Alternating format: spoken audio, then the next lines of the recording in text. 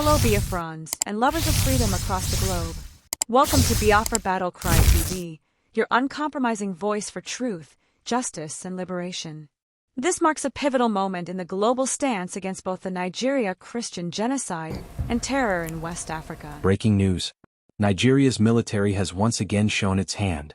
When whispers of a coup surfaced in Benue State, the response was swift and merciless. An airstrike. Jets roared overhead, bombs fell, and the alleged coup was crushed before it could breathe. But here's the question that haunts the nation. Where are those same airstrikes when Boko Haram strikes?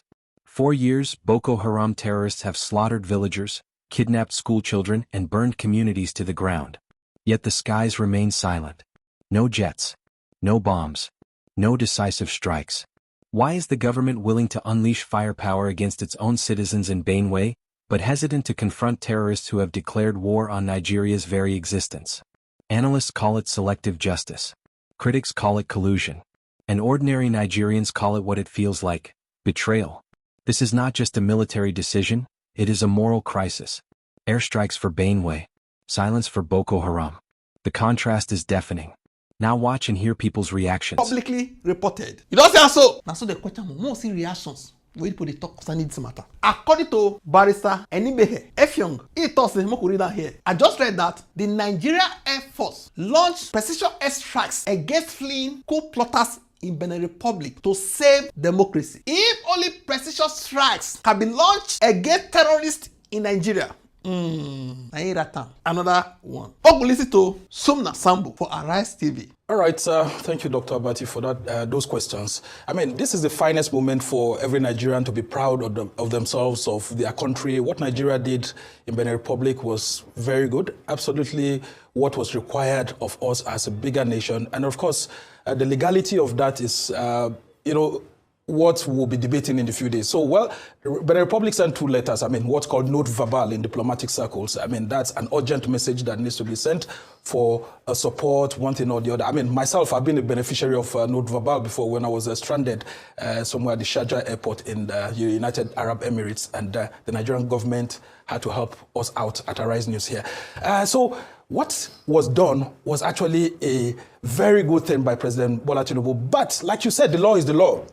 And President Tinubu has to actually follow what the law says in terms of what we, Nigeria, as a country have agreed upon in terms of domestication of treaties and the actual power that grants the authority to the head of the executive branch of government in Nigeria to go to war with another country or any other is the National Assembly.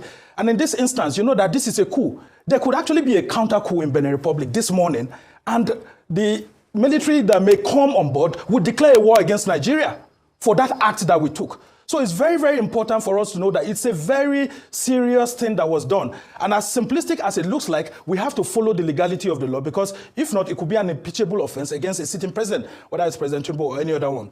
But what was done is something that actually brings joy to us and shows that Nigeria can still exercise its powers as a big brother within the continent, but within the ambit of the law. And in this instance, we've done very well by following the ECOWAS protocols. You see, other countries were called to deploy troops, but how many were eventually deployed? It was Nigeria that did that. But why don't we deploy that sort of weight into tackling the criminals, the bandits, the terrorists that the country? Because that's what every Nigerian citizen waking up this morning is asking. If we have this power to tackle these coup plotters and restore legitimacy back to the government in Benin Republic, how come we are not using the same? You don't hear us, so.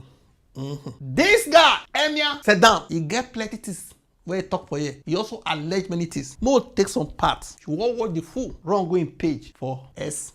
I watch. Breaking news. Tinubu government bombed Benin Republic on order of French President Macron amidst military coup. That's the breaking news. So there were conversations of a coup happening in Benin Republic. And if you understand geopolitics happening across West Africa axis right now, is that the French used to control most of our neighboring countries. Benin Republic, Mali, Burkina Faso, most of our Western African countries were all colonized by France. And over the past couple of years, we have seen many of them breaking the stronghold of France, having coup and probably trying to say no more to colonialism. Let us run our country the way we want to run it. And the closest of our neighbors, once you just cross the Badagry Bridge, the same border, is Benin Republic. And today, a coup was carried out in Benin Republic. We did not get the whole information in details, but what we were hearing that there were news of the coup failed, the coup succeeded, the coup failed, and later on, We heard rumors of Tinubu was planning to invade Benin Republic at the behest of the French president. I have made videos previously asking what did Tinubu go to France to do. We have no ties to France. We're not colonized by France. In fact, there's no past government, Nigerian government, that have a close ally to the French people. We don't speak French, right? But people, and I made that video and I exclusively told Nigerians this is why Tinubu always goes to France, because Tinubu's godfather, by the man called Gilbert Chaguri, is currently based in France. And he's currently the one that does all the negotiating for Tinubu behind the scenes in France. And if you remember, when the Niger Republic coup happened, Tinubu was also pushed by the French to invade Niger, but they had a very strong resistance from the northern part of Nigeria. Why? Because our northern brothers and Niger share common boundaries. Now, so I come to say, by the way, make I don't go Emmanuel Macron. Make I see what he talk since yesterday for this matter. See what he talk. Yesterday, when they say Nigeria took action, he no talk this so we will get this problem. I never hear him talk him. Be last week when Trump they threatened us 7th yesterday. I don't know whether before Nigeria struck Benin or now after. Now a way of say I go do something for one. I don't know.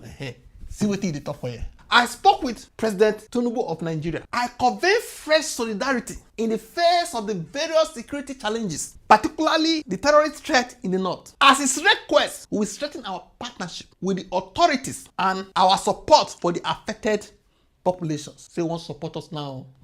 We call on all our partners to step up their engagement. All our partners, be Americans, other European leaders, NATO, whatever. No one can remain a spectator. Indirectly, make her help Nigeria, make her ginger international community for Nigeria. That's what I say for him. That's what we say, Amo. What do you not think? We're gonna drop off a comment section. Don't forget to like, share, and subscribe. You've just heard a message that echoes the cries of the oppressed and the resolve of the free. At Biafra Battle Cry TV, we stand firm in amplifying voices that challenge tyranny and defend humanity.